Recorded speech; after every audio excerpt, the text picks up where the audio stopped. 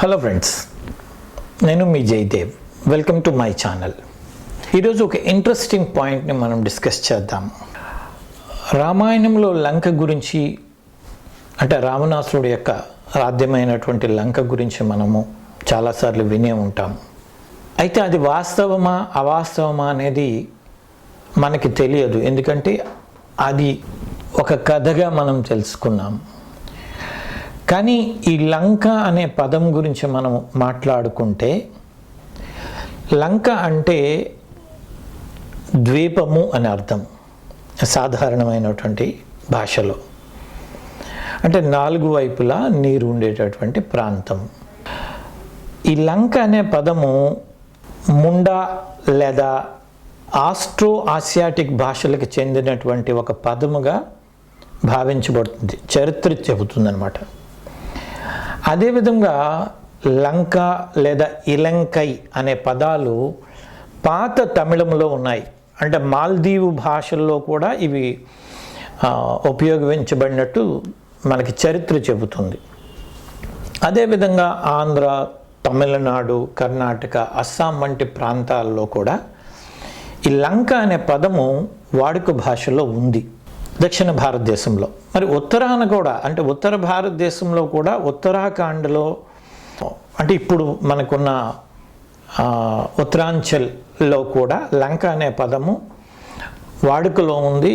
అంటే ఏకాంతంగా ఉండే ఒక పర్వత ప్రాంతాన్ని అక్కడ లంక అని అంటుంటారు. ఇక శ్రీలంక అని పిలువబడుతున్న ఇప్పుడు ఈ దేశం యొక్క ప్రాచీనమైనటువంటి పేరేంటంటే తామ్రపర్ణి ద్వీపము అని అంటారు. శ్రీలంకని ఒకప్పుడు తామ్రపర్ణి ద్వీపం అని పిలిచేవారు. ఈ పేరు తమిళనాడులోని పాండ్య జనపదములో తామ్రపర్ణి అనేది ఒక నది ఉండేది. ఆ నది నోటి భాగం, అంటే ప్రారంభం దగ్గర ఉండే ప్రదేశాన్ని ఈ తామ్రపర్ణి అని అనేవారన్నమాట.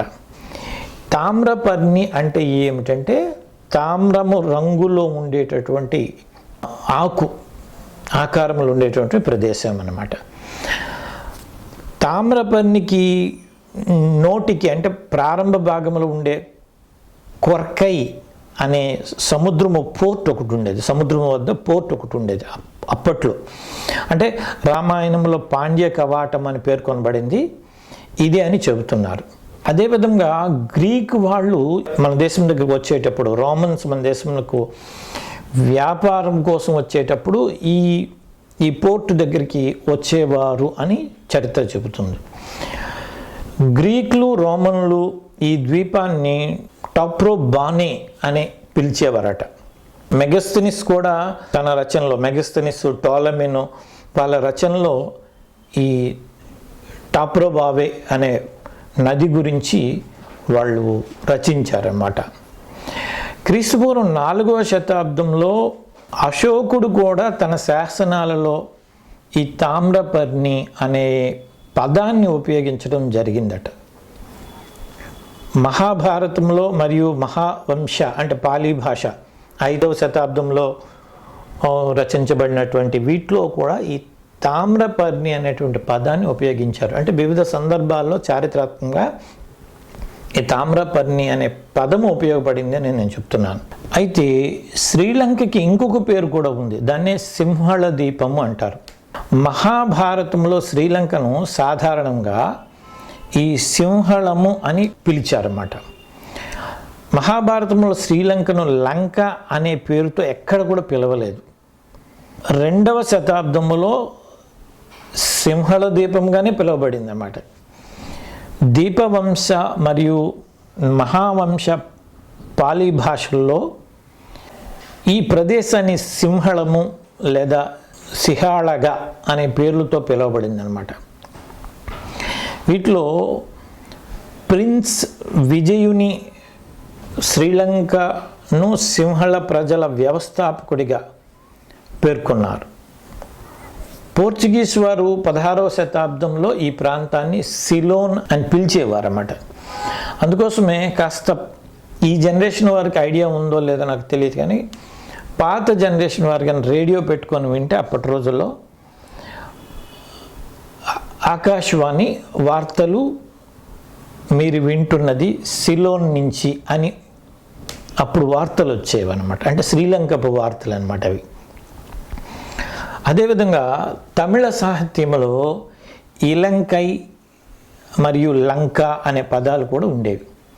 అంటే నదులు సరస్సుల మధ్య ఉన్న ద్వీపాలకు లేదా చిన్న చిన్న భూభాగాలకు, 4 వైపులా నీరు ఉండి మధ్యలో ఉండే చిన్న భూభాగాలకు ఈ లంక అనే పదం వాడబడింది. శ్రీలంకను ప్రత్యేకంగా ఇలంకై లేదా తెన్ ఇలంకై వంటి పదాలు కూడా ఉపయోగించారు. ఈ పదాలన్నీ సంగమ సాహిత్యంలో అకనానూరు, పునానూరు, అలాగే శిలపతీకారం మరియు మణిమేఖళై కనిపిస్తాయి. ఇక్కడ ఈ పదాలన్నీ కనిపిస్తాయి. ఇవన్నీ 1వ శతాబ్దం నుంచి 3వ శతాబ్దానికి మధ్య ఇవి ఉపయోగించడం జరిగింది.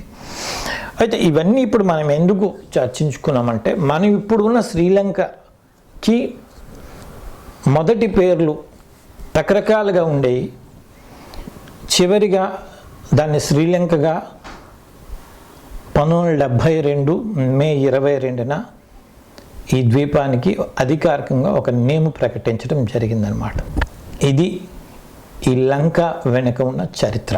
ఫ్రెండ్స్, ఇలాంటి మరెన్నో విషయాలతో మళ్ళీ మేము ముందుకు వస్తా.